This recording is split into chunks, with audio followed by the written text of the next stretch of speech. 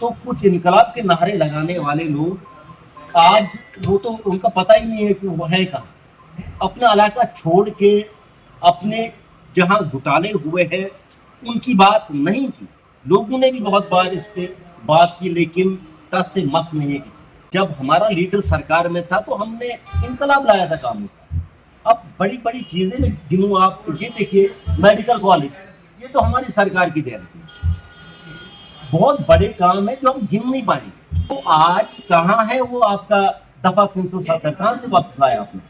आपने वादा किया था बेरोजगार नौजवानों के साथ कि हम रोजगार देंगे। जो हमारे लोग बच्चे पढ़े लिखे हैं उनके उनके लिए क्या सोचा इस सरकार ने? अगर क्या कुछ हाल है, क्योंकि डिस्ट्रिक्ट में एक कॉलेज है जो कि गिरी में है, पॉलिटेक्निक कॉलेज, उसमें अभी तक हॉस्टल भी नहीं बना है, क्योंकि काफ़ी काले हमें वहाँ से आई कि बच्चों ने काली के हॉस्टल नहीं है, यहाँ पे फैसिलिटी नहीं है, मतलब वो हॉस्टल भी नहीं अभी बना है वहाँ पे। वालेकुम आदाब, आते हैं जिलास्तान में आपके साथ जाते हैं सीनियर लीडर वसीम राजा जी जुड़ चुके हैं, इससे खास बातचीत करेंगे। दिल्ली रोड का जो टेंडर निकला था 11 करोड़ का, 11.25 करोड़ का टेंडर निकला था, इसी पे बातचीत करेंगे।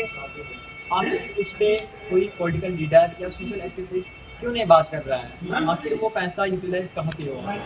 देखिए ज़्यादा में मैं पहले आपका शुक्रिया अदा करता हूँ। मेरी पंचायत का हाल तो खस्ता है, क्योंकि 2014 के बाद जब हमने सरकार से हट गए, लोगों ने हमें मौका नहीं दिया, तो उसके बाद आप देखेंगे कि एक फिट भी जहाँ हमने रोडें छोड़ी थी वहाँ की वहीं है। लेकिन 2019 में 11 करोड़ 11.5 करोड़ का टेंडर होता है कुलड़ा टू ब्यौली रोड। तो आप देखिए कि 3-4 साल में आप रोड़ा देखिए, ओल्ड बस स्टैंड उधर देखो खड्डा नहीं भरा जा रहा है सरकार। और जो 11.5 करोड़ का सेंक्शन पैसा आया था, तो मुझे नहीं लगता है वो लगा कहाँ था। उसमें सीबीआई इंक्वायरी होनी चाहिए, जो भी उसमें मुलविस है, चाहे ठेकेदार हो या एडमिनिस्ट्रेशन, क्योंकि सरकार तो उस वक्त एलजी सरकार थी जम्मू कश्मीर में, तो पैसा आके लगा नहीं। तो पंचायत की बात करते हैं, मेरी पंचायत जो जाती पंचायत है, आप स्कूलों का निज़ाम देखिए, धर्मपुर में जेजेएम स्कीम आई, करोड़ों का पैसा आया, तो आप अगर देखेंगे टस से मस नहीं हो रहा है, चाहे एडमिनिस्ट्रेशन हो या सरकार। तो कुछ इनकलाब के नारे लगाने वाले लोग आज वो तो उनका पता ही नहीं है कि वो है कहाँ। अपना इलाका छोड़ के अपने जहाँ घुटाले हुए हैं उनकी बात नहीं की। लोगों ने भी बहुत बार इस पे बात की, लेकिन टस से मस नहीं है किसी। आप देखेंगे कि क्या हालात है गांव, हर गांव की बात करूं मैं, हर पंचायत की बात करूं, इस वक्त अंदाजा लगाए कि लोगों ने काम किए थे, ईद के लिए पैसा नहीं मिला।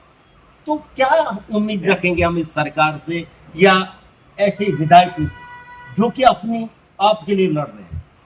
तो यही सिस्टम पूरे डोडा का है कि जब हम सरकार में थे, जब हमारा लीडर सरकार में था, तो हमने इनकलाब लाया था काम में। अब बड़ी बड़ी चीजें मैं गिनूं, आप ये देखिए मेडिकल कॉलेज, ये तो हमारी सरकार की देन थी। बहुत बड़े काम है जो हम गिन नहीं पाएंगे। अब्दुल मजीद वानी जब 2002 में जीते, तो एक इनकलाब आया, हर एक इलाके में रोडें पहुंची, पानी पहुंचा। आज तो तरस रहे हैं लोग। मैं सुबह से एक डेपुटेशन के साथ था, जो स्कीम हमने दी थी, आज वो लोग रो रहे हैं कि पानी नहीं उस इलाके में। तो बदकिस्मती है, लोग उस वक्त बहकावे में आके वोट का इस्तेमाल करते हैं।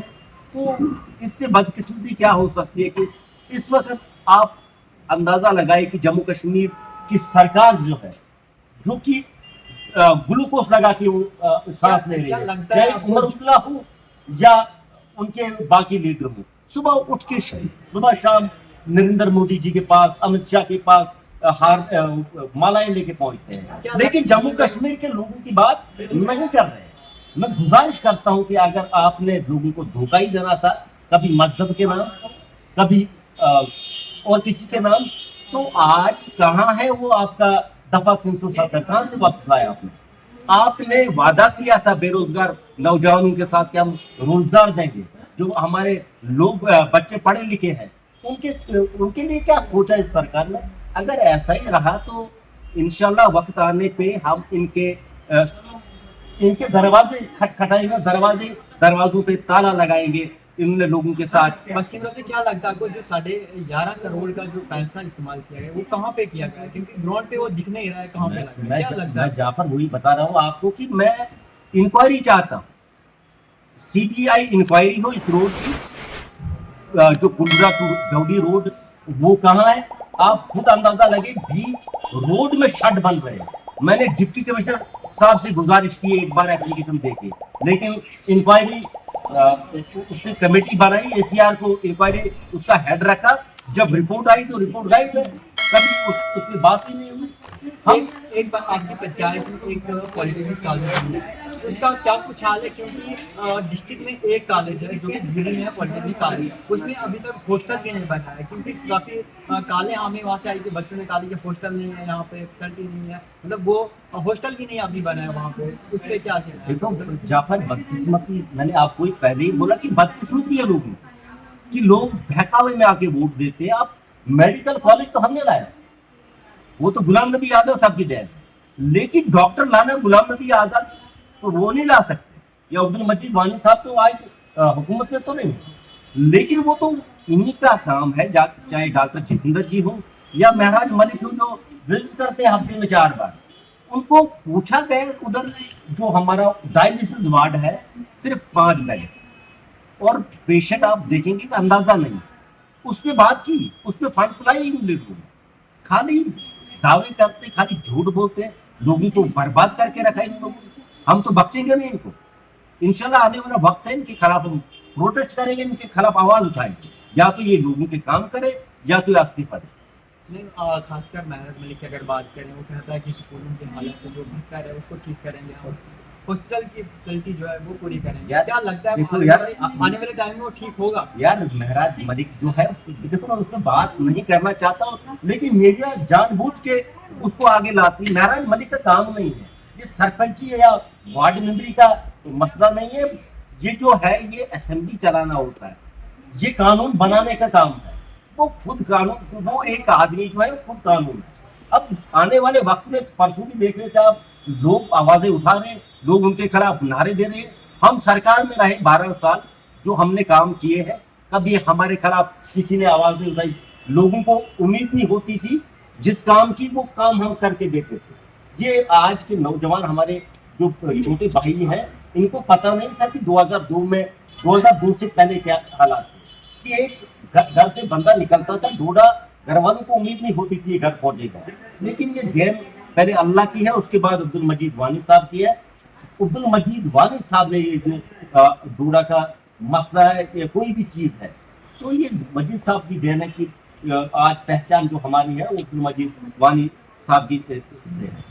और मैं एक बार और गुजारिश करता हूँ डिप्टी कमिश्नर डोडा से, कि जो 2019 में 11.5 करोड़ का गफला हुआ है, मैं गफला ही बोलूंगा, जो इन्होंने वो पैसा, मुझे समझ नहीं आ रही है। आप भी जाके देखिए पुलगुड़ा टू डवली रोड में क्या, और एक जो डवली प्रॉपर जहाँ है उधर कागजों में बस स्टैंड भी, लेकिन वो बस स्टैंड है नहीं, वो खाली कागजों में है।